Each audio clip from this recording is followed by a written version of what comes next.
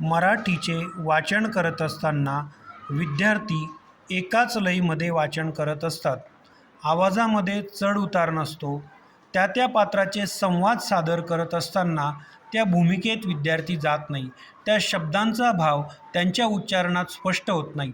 तसेच विरामचिन्ह, अल्पविराम, अर्धविराम, उद्गारवाचक चिन्ह, प्रश्नचिन्ह याचा उच्चारातून बोध होत नाही.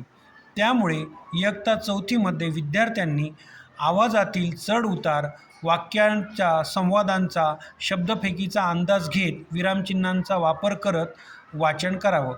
आता आपण हा उतारा तशा पद्धतीने वाचनाचा छोटासा प्रयत्न करू. राणी आजीला म्हणाली, बघ ना आजी, आपला सोनू मला चिडवतो. अरे सोनू इकडं ये. आजी म्हणाली. सोनू आजीकडे आला. काय ग आजी? सोनू म्हणाला, अरे तुम्ही दोघं बहीण भाऊ, मग आपल्या ताईला का चिडवतोस? आजी म्हणाली,